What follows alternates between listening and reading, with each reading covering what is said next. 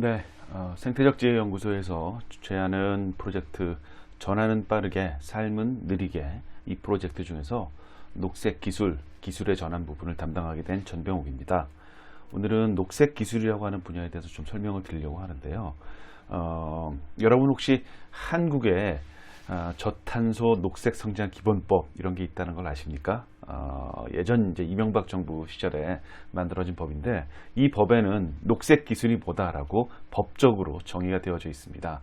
우리가 뭐 직관적으로 다 아시는 것처럼 친환경 기술 그리고 자원 순환 이런 것들이 좀 강조되어 있는 기술들을 통칭해서 녹색 기술이라고 얘기하는데요.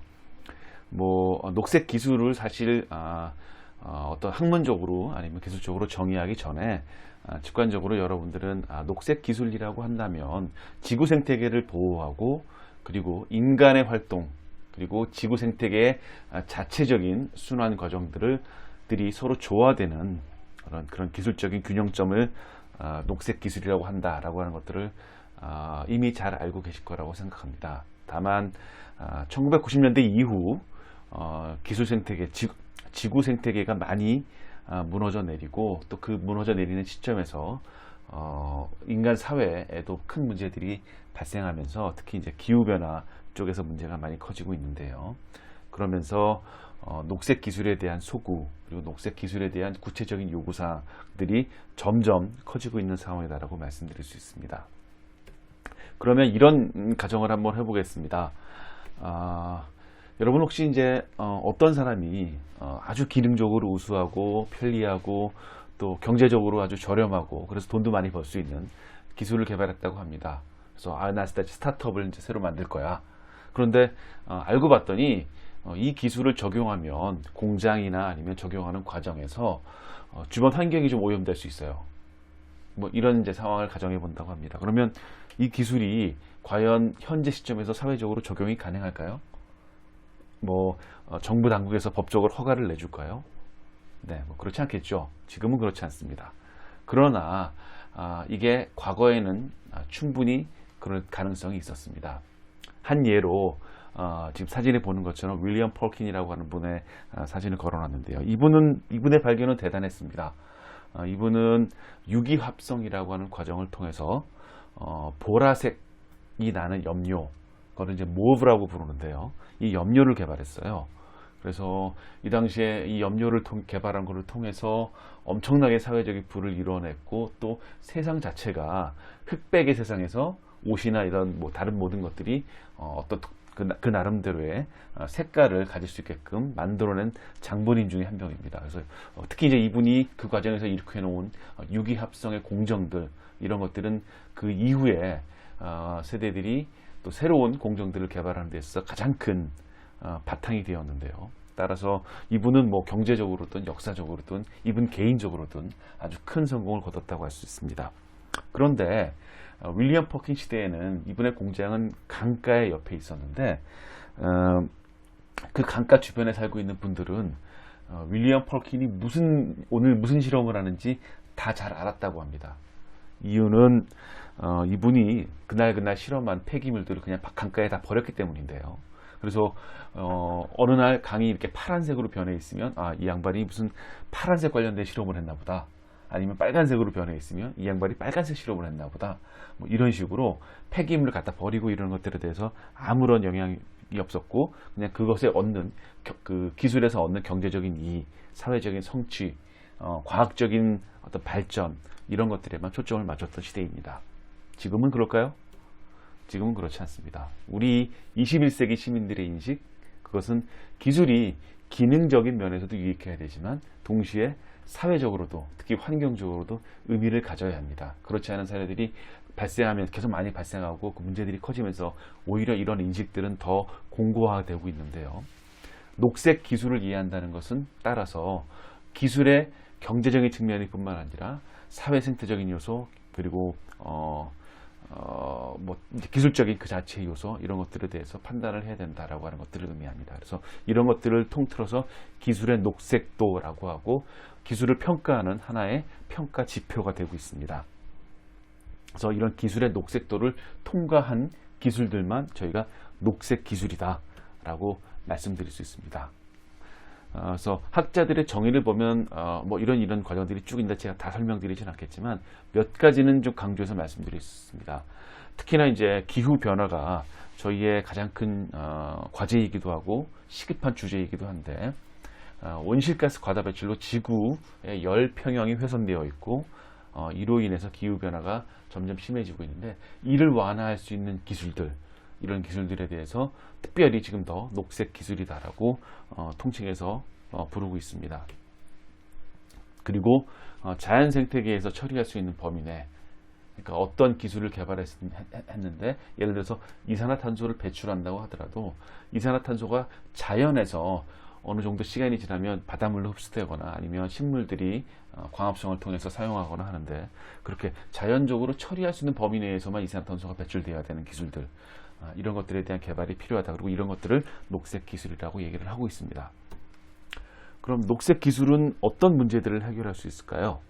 뭐 다양한 문제들을 이제 해결해야 되고 해결해야만 합니다. 그러나 조금 더 이제 구체적으로 내용을 보면 유엔에서는 지속 가능 발전이라고 하는 큰 주제를 결정하고 이것이 우리 향후 앞으로 인류가 나아가야 될 방향이다라고 하는 방향 설정을 이미 오래전에 해놨습니다. 그리고 여기에 대한 구체적인 목표들을 2015년에 지속 가능 발전 목표로 설정해 가지고 발표를 했는데요. 이 내용들 17개의 구체적인 내용들을 보면 하나하나 자세히 살펴보면 새로운 기술적인 도약 그리고 새로운 기술적인 기술의 급격한 적용 이런 것들이 이루어지지 않으면 이 목표들을 성취해 나갈 수 없다라고 하는 것들을 알 수 있습니다. 그래서 무엇보다 녹색 기술은 전 지구적인 지속가능 발전의 목표에 기여하기 위해서 개발되고 있다라고 말씀드릴 수 있습니다.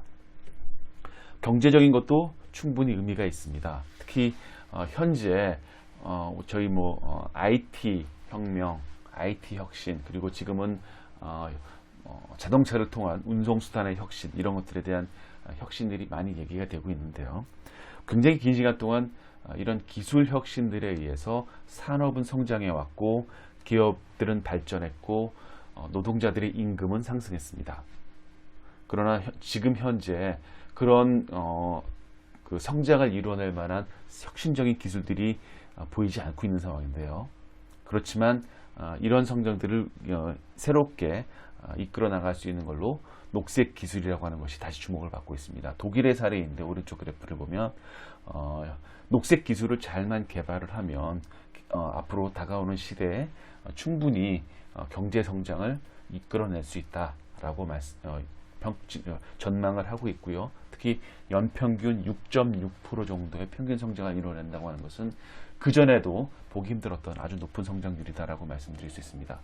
한국도 그린 뉴딜 뭐 이런 얘기들을 하면서 이제 새로운 산업의 성장에 투자하겠다라고 하는 여러 가지 이제 대책들을 발표하고 있는데 모두 다 이런 배경하에서 이루어지고 있다고 말씀드릴 수 있습니다. 그렇다면 녹색 기술들은 어떤 것들이 있을까요? 크게 분류를 해보면 이렇게 세 가지로 분류해 볼 수 있습니다.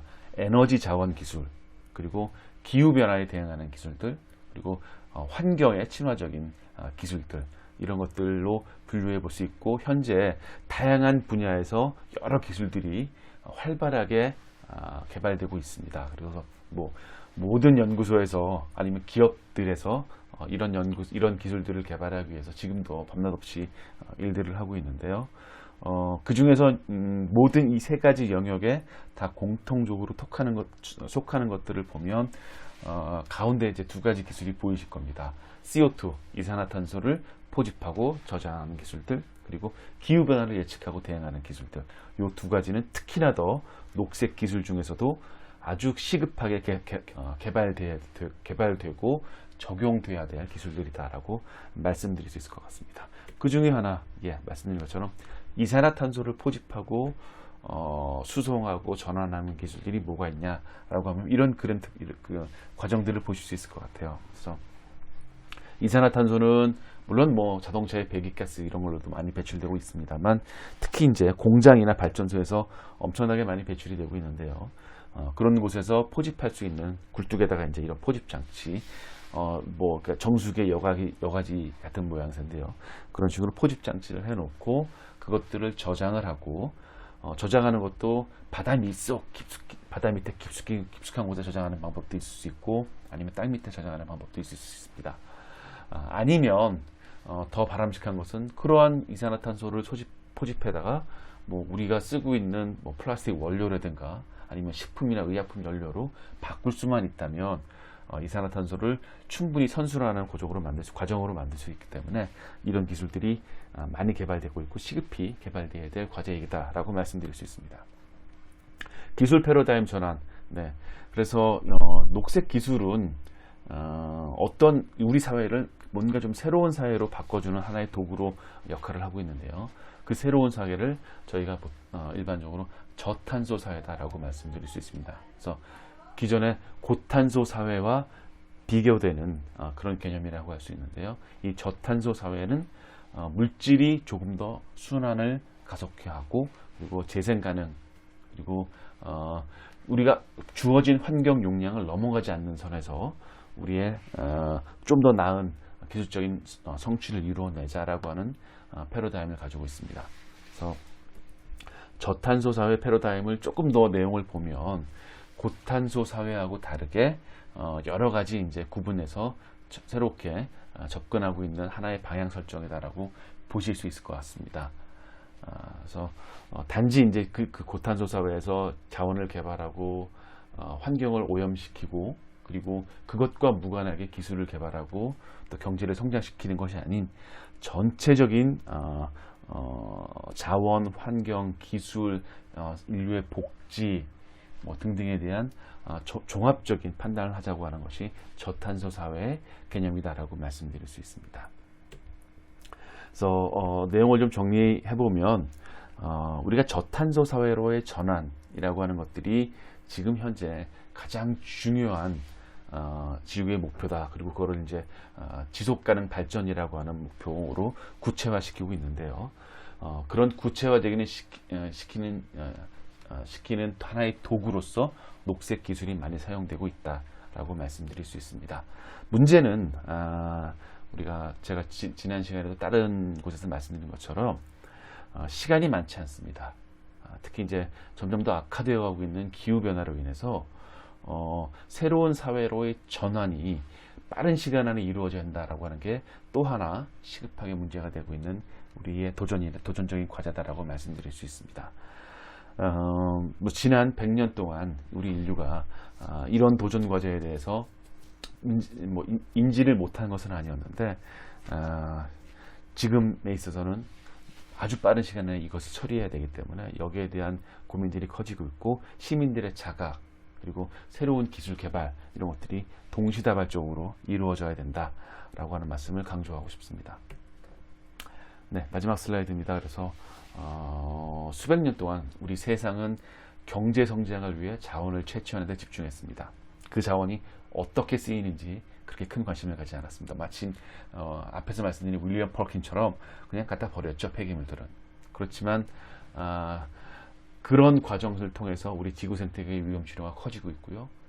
그리고 그 반대로 지구 생태계가 무너지면서 우리 인류의 안정적인 삶의 기반 역시 무너지고 있습니다. 그래서 새로운 조화, 기술과 환경이 조화를 이루고 있는 새로운 균형점 등에 대한 소구력이 좀 커지고 있고 이러한 그 균형점을 찾는 과정에 있어서 가장 유용한 도구는 녹색 기술이 될 것입니다.